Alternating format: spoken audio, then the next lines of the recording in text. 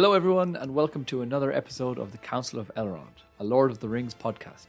I'm Johnny and as always I'm here with my brother and fellow Mellon Head, Dave. And on today's episode we're going to look at Saruman's death and a chapter at the end of the third book called The Scouring of the Shire, which didn't make it into Peter Jackson's movie adaptation.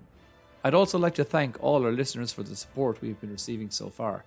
Thank you for all your comments and suggestions, and we'll try our best to answer you either on the podcast or else on social media.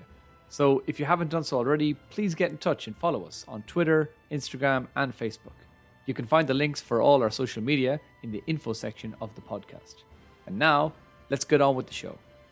Wicked, treaty, fierce. So, on a previous podcast, we spoke about the voice of Saruman and how this chapter was in the second book as opposed to being in Jackson's third movie. So, that's an obvious change, but now I want to look into this scene in a bit more detail. Also, an interesting fact is that this is the very first time that we meet Saruman in the books. He's mentioned in the first book, but we never actually meet him until this point. So, did you know about that? Did you know that this was actually the first time that we meet Saruman? I don't know. I think I did and I didn't, but no, it makes sense that you say that now because, I don't know if there's any scenes. Exactly. There's no scenes of him. So obviously he gets mentioned a lot in the Council of Elrond when they're speaking about when Gandalf is giving his portrayal of what happened when Saruman imprisoned him, but we never actually meet him up until this point. So this is, as I said again, in the second book when we first get to have some dialogue with him, but we don't get that until the third movie. So just to remind ourselves about what happens in that scene, Saruman taunts the company when they arrive at Orthanc, and then he exchanges words with Theoden. He kind of tries to parlay with Theoden, but Theoden's a bit too smart for that. Like, even though Saruman, we know that his voice is extremely powerful, and we spoke about this as well last week, that he's kind of like a really clever, sneaky politician. And so basically when the company arrive at Orthanc, it's not just a few guys. There's actually a big gang of people, and a lot of the people that are in the army, after listening to a couple of words of Saruman, they think, oh, it could be a really good idea to like have peace. And Saruman says to Theoden, will we not have peace? And then I'm just going to read you a quote from that scene where Theoden says, what will you say of your torches in the Westfold and the children that lie dead there? And they hewed Hamma's body before the gates of the Hornburg after he was dead. When you hang from a gibbet at your window for the sport of your own crows, I will have peace with you and Orthanc. Class. So that's really cool. And we get a pretty similar speech from Theoden in that scene. And then after that, of course, we see Saruman shooting a big fireball at Gandalf, and Gandalf speaking and breaking the staff of Saruman. Saruman, your staff is broken. And then my notes say, Grima, stabby, stabby, Saruman. So that's the next thing that happens. Legless, shooty, Grima. Exactly. So that's what I'd written down here to remind myself in case I had forgotten about that stabbing and shooting instance. So as I said, that we get some similarities with obviously what Theoden says in the piece that I just read there. But let's now look actually at what happens in the book and in that scene. So the first thing that I want to look at that's different in the book is the Palantir and how the Palantir comes into the possession of Gandalf and Pippin. And in the book, Grima throws the Palantir at Saruman like an angry child, and the Palantir falls to the ground. So obviously in the movie, that's in a different way, where it falls out of Saruman's pocket when he's already dead. And but in the book, Grima is just like getting really pissed off at Saruman, and he's kind of getting fed up, and he just chucks the Palantir. They're not in the same place. There's like, I think Grima is on the roof and Saruman is like on a balcony, and he throws it at him. Yeah, so it's kind of like he drops it from a big height. Exactly. Hit him on the head. He tries to hit. Actually, I think it's dropped directly down, and Gandalf is below them as well. So it's not really clear if he's trying to hit Saruman or Gandalf, but people kind of think he was actually trying to hit Saruman because he was so sick of being under his thumb.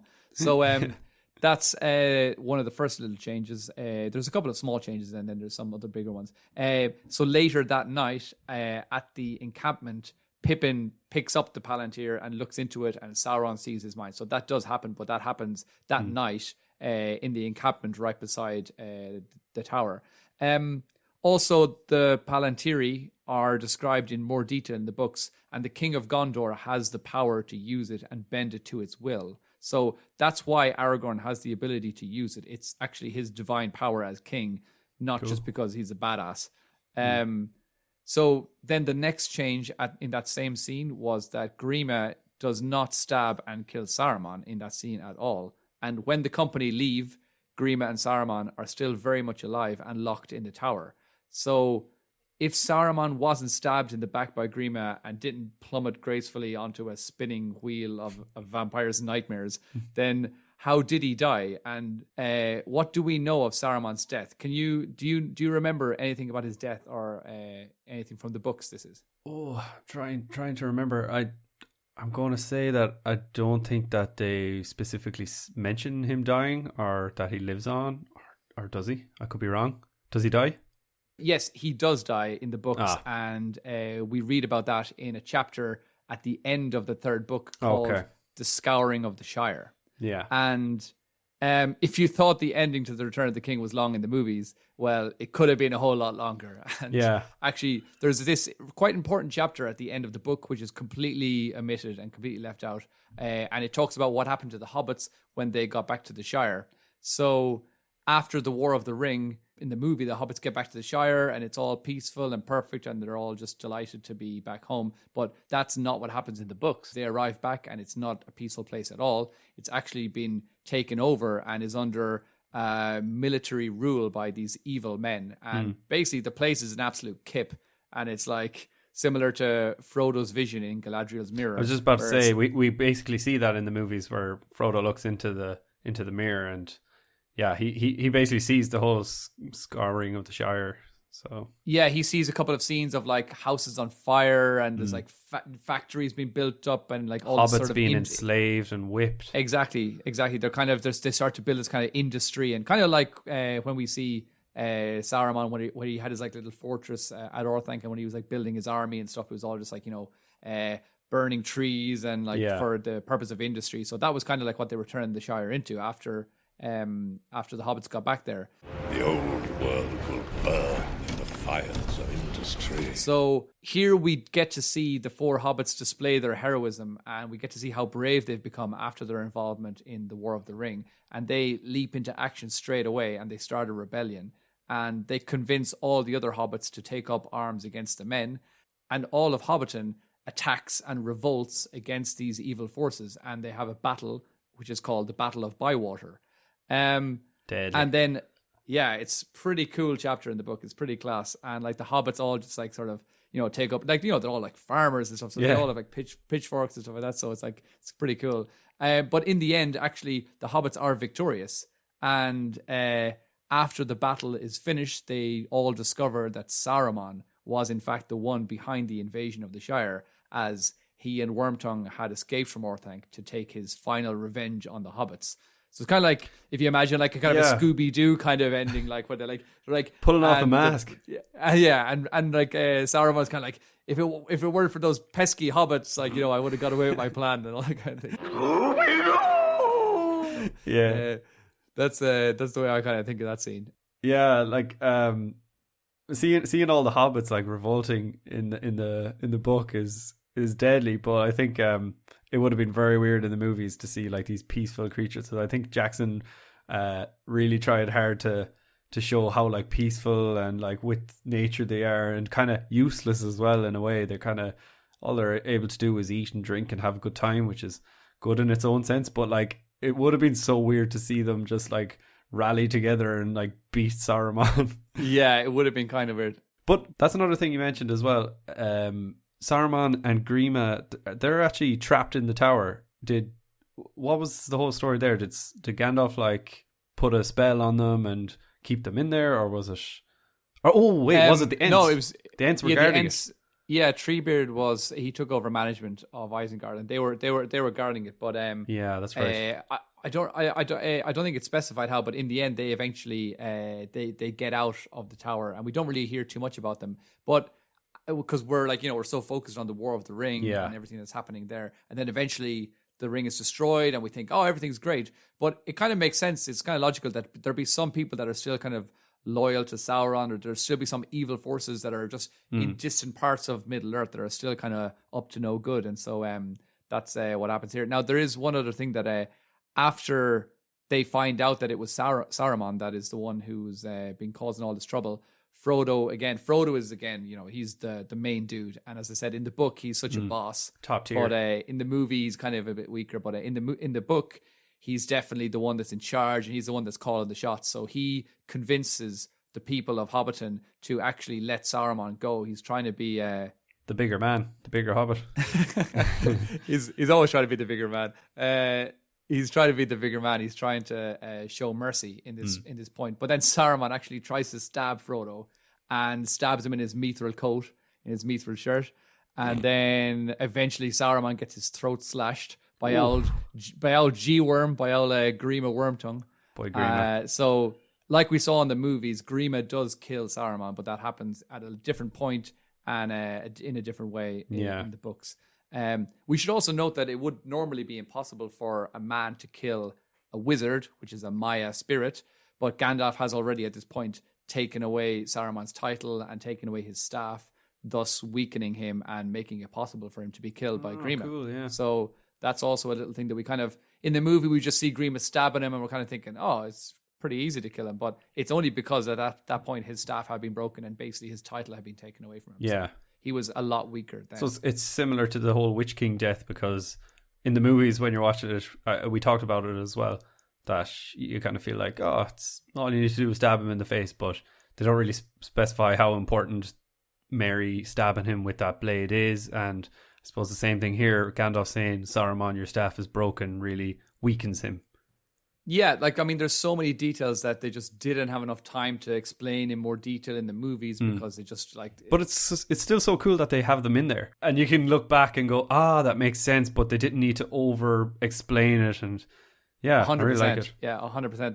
There's so many little details that are really important in the book, and they just don't have time to go into those details in the movie, but they kind of have little small tips of the cap to them at some point. So I think for that, on that side, I think Peter Jackson did a really good job of knowing what was important to the fans of the books and trying to include them as well. So, there was, according to screenwriter Philippa Boyens, she said she was speaking about why they had to take out this Scouring of the Shire, and she said that basically it's just not something that the film could sustain. She said, quote, "You can't have a huge climax that your main characters have been striving for 3 films and then start the story up again and play out an episodic ending.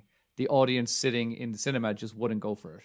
So it's understandable as well. And to wrap it up with the book, there's so much more detail, and they tie up all the loose ends in the book, and they kind of it worked out well in that situation. But again, in terms of film, I think that it was probably the right decision to leave that out. So but what do you think about that change? What's your opinion of it? Yeah, well, first thing, can I just say that there are 3 things certain in life: death, taxes, and Frodo getting stabbed when he's wearing a mithril shirt. Because that guy is so lucky. He is, he's just like a stab magnet. Yeah. Yeah, but like that change, I think, was definitely necessary. When the first time I heard about the scoring of the Shire, the first time I heard of it, I was like, that's really weird, because like what you just said, it wraps up so perfect. Well, I think it wraps up so perfectly, and it is the big end goal that the Fellowship are trying to get for 3 movies. It would be weird if they just kind of went back and they're like, oh, now we have another little like side mission here. To be honest, I don't really remember how it's done in the books. So like it's been a long time since I've read it. I can't really remember how it's done. I'm sure it doesn't feel weird and out of place, but it definitely would have in the movie. I don't think audiences would have accepted it, especially people that aren't as massive fans as us when it comes to watching the movies, and they're like, it's got too many endings. I love the fact that it has too many endings. I don't understand people who complain about that as like, how can that be a negative thing? You get more time in Lord of the Rings. I think it's brilliant. I remember when I was watching that for my first time in the cinema, and I remember just being like, oh no, don't end now. And then it started up again. I was like, Yeah, and it's the same every time I'm watching it at home, because I can't remember how many times it goes black and comes on again. It's probably like 4 or 5, but every time there's a little part of me that's like, oh, and then you just like see it like get bright again, and you're like, oh, class, and oh, there's this scene, and they're all really good and important scenes. It wasn't like they're just kind of thrown in, and no, they are important scenes. They are all important, and each one scenes. makes you cry. Yeah, and then they just fade out finally after Sam comes back and he says, "I'm home," and you're like, "Oh, yeah." It's kind of like the Marvel movies, how they have the whole like end credit scene. You just want that little extra little bit at the end. Yeah, I love it. So I think a lot of what we're talking about in these podcasts are going to be whether or not we reckon Jackson's adaptation and his changes that he made are justified. Yeah, so definitely. I think for me, I would definitely say that this is quite a justified. Yeah, I think as far as a movie standpoint, like you're creating a movie, he's trying to have the ultimate climax at the end. Lol. But yeah, aren't we all? But yeah, I do think, like what I said before, I think that it would have been weird to kind of go back and have another mini side quest. It'd be great for games, or even if the Lord of the Rings was a TV show, it'd be like a great last 2 episodes or whatnot. Oh, it'd be a class episode, and it is really cool. Like I don't like the fact. It's not that I like the fact that it's not in it. I think it's a really cool scene. But maybe if it was happened simultaneously to the events of the War of the Ring, they could have done it that way, maybe. But no, I think it wouldn't have made sense. Yeah, I suppose. Well, no, I mean like not done exactly. I mean, if Saruman had escaped from the tower and then just ran back to Hobbiton, and it wasn't Sam, Frodo, and Merry Pippin, it was just all the hobbits of the Shire that kind of rallied together.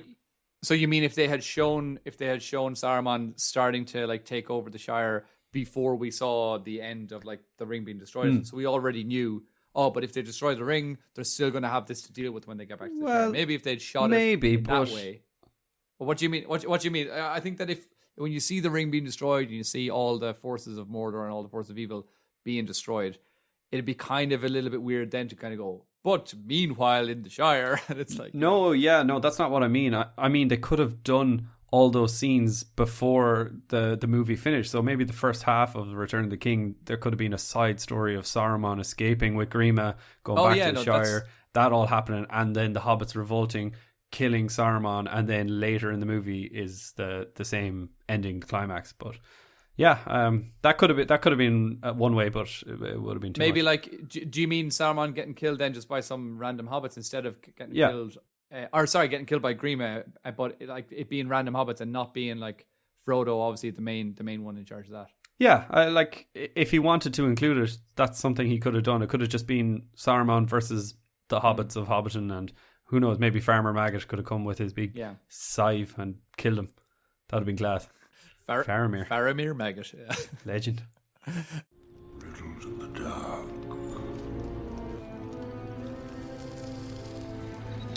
Are precious. So this is a section called Riddles in the Dark. In this section, Johnny, I'm going to read a question to Dave, who is completely in the dark. Basically, he has no idea what this question is going to be about, and he has to try and give me a little bit of an answer, or he has to try and tell me his opinion on what I'm all right, saying. die. Or you, the listeners, can just make up your opinions about him and you can abuse me online. Think nasty thoughts. Exactly. Send him some abusive direct messages. So my riddle for you, Dave, is why couldn't Arwen go to the Undying Lands after the boat had set sail? Why couldn't she get another boat? Oh, come on now. That's tough. Why couldn't she? Well, because she was getting married to Aragorn, I suppose. Or is it like not possible that she couldn't? There was no more boats left? Or because that's the question. Because was that just the last boat? Did they like run out of boats, or what was the importance of? Because that she gave her life to Aragorn, so she wasn't really a mortal being anymore. So she couldn't just go to the Undying Lands because she would have died there, and that would have been a huge contradiction. I don't know but she was immortal, and then she gave up her immortality. So. Exactly. Well, you're on the right track. Yeah.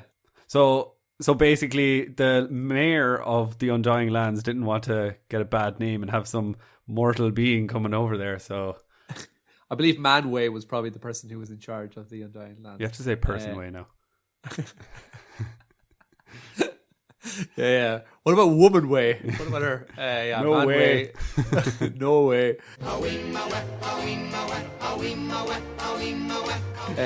Manwë was the leader of the Valar, and the Valar are the people who were in charge of what goes on in the Undying Lands, basically. So that's me just showing my nerdiness, and that's got nothing to do with the answer.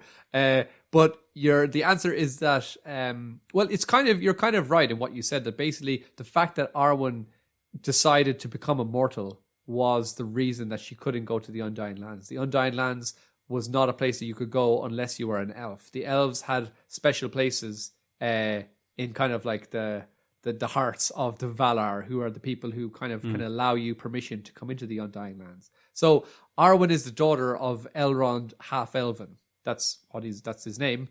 And he's called Half-Elven because, guess what? He's half man, half elf.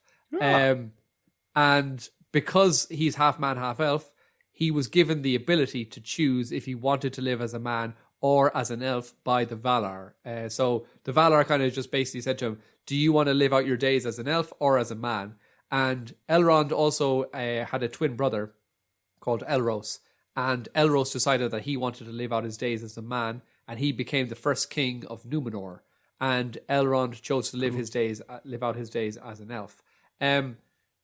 Elros became a man, but because of his birth as half-elf, he was blessed with long life, and he lived to be 500 years old. He started the line of the men of Númenor, so Aragorn was a descendant of this, making him related to Elrond, and in the same way to Arwen. Yeah, because we talked about that before. Exactly. We said that they were distant relations. So distant as in, like, she's just older, really, but... Like, they're pretty close. Like, her dad started Aragorn's whole bloodline. Her dad's twin or her brother dad's brother, sorry. Is like the great... But the thing is then, Aragorn's had like... So basically, Arwen's father is Elrond, and her father's brother, twin brother, is like Aragorn's great-great-great-great-great-great-great-great-grandfather or something like that. Because, you know, of course, the lives of men, even though he lived to be 500 years old... Elrond is thousands of years old, and Arwen's about 2,000. But would it have been acceptable if it was Elrond's brother's son? I don't think it would have. That would have been gross. So why is it okay for his son? You know, it's just look. They're about second cousins 4 times removed. It's fine. Don't worry about it. It's grand. Distant relations. I wonder did they even make that connection? Probably did, like, years later when they had a child that had 8 limbs. So I think they're far enough away in the family tree, so it was probably okay. That's why she wasn't accepted into the Undying Lands. So then because Arwen is the daughter of Elrond, she also has the ability to choose whether or not she wants to be man or elf. And that's not just something you can do if you're an elf. Like Legolas couldn't just say, I want to be a man, like, because he's not... he doesn't have any like man blood in his lineage. So, however, the choice cannot be reversed. So once you make the decision, that's it. You're snip. You're locked in for life. So when Arwen chooses to become part of the race of man, she gives up her right to travel to the Undying Lands. And it's not that this is the last boat, but rather that this decision will now stop her from being allowed to travel. So getting into the Undying Lands requires both magic and the permission or blessing of the Valar, these godlike spirits who live in the Undying Lands. So when Arwen chooses life as a man over an elf, she basically pisses off the Valar, and they won't let her into the land then. So it's not that this is the last boat leaving and Arwen needs to catch it in time or anything like that. It's more that Arwen gave up her right, and Arwen actually gave up her right to Frodo to go to Valinor. Valinor is also called the Undying Lands. As Arwen tells Frodo at Minas Tirith, I'm going to read a quick quote now. A gift I will give you, for I am the daughter of Elrond. I shall not go with him now when he departs to the havens. But in my stead you shall go, ring-bearer, when the time comes, and if you then desire it. If your hurts grieve you still and the memory of your burden is heavy, then you may pass into the west until all your wounds and weariness are healed. Cool. Yeah, so also I just want to read one more quick thing, which was Tolkien explaining something about this in his letter numbered 246. And Tolkien says, "It is not made explicit how she could arrange this. She could not, of course, just transfer her ticket on the boat like that. For any except those of Elvish race, sailing west was not permitted, and any exception required authority, and she was not in direct communication with the Valar, especially not since her choice to become mortal. What is meant is that it was Arwen who first thought of sending Frodo into the west and put in a plea for him to Gandalf, and she used her own renunciation of the right to go west as an argument. No doubt it was Gandalf who was the authority that accepted her plea. Since Gandalf himself went on the ship, there would be, so to speak, no trouble either at embarking or at the landing." So, yeah, that's what Cool. Tolkien said in his letter. Gandalf is a legend. Also, there's one more thing I'm going to say to you regarding the actual position of the Undying Lands, or Valinor, as they're also called, which is that I can't remember where I read this. I read this somewhere online ages ago, and I tried to look for it again recently, and I couldn't find it. But basically, it was somebody describing the actual position of the Undying Lands. So, I'm going to ask you first, do you know anything about the position of the Undying Lands? Where exactly is it? People say sail west, but out west. why is it that if you just got a boat as a normal man and you sailed west like Christopher Columbus looking for the new world, why is it that you would not be able to get to the Undying Lands?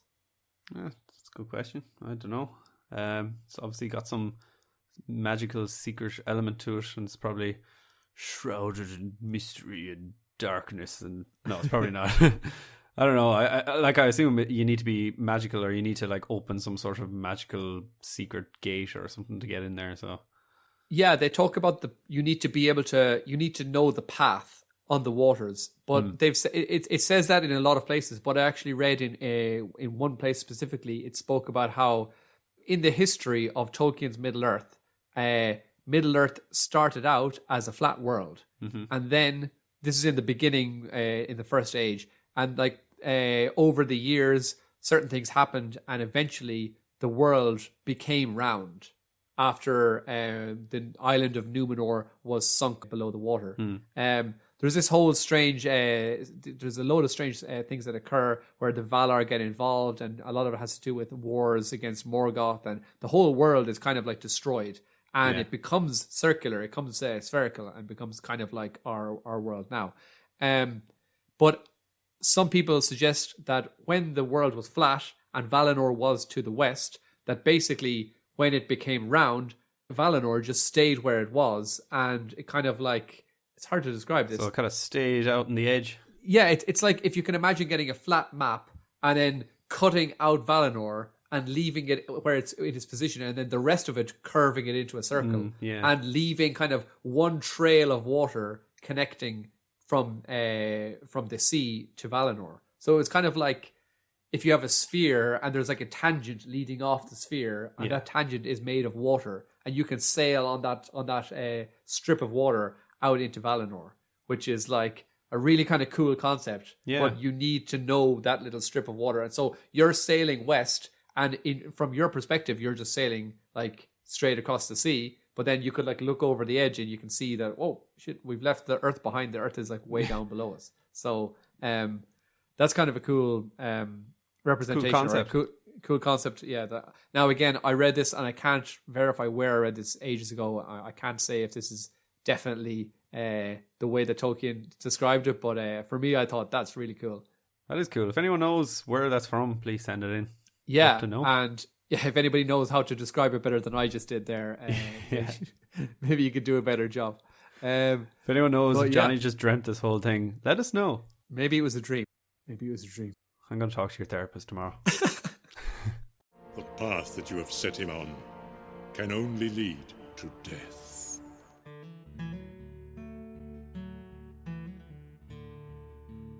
Well, that's all from us this week on the Council of Elrond. Thank you all so much for listening. It really means a lot to us. If you are enjoying these podcasts, please help us out by giving us a 5-star review on your podcast platform of choice. or maybe consider sharing this podcast with a friend. You can find the links to our Twitter, Instagram, and Facebook in the podcast info section.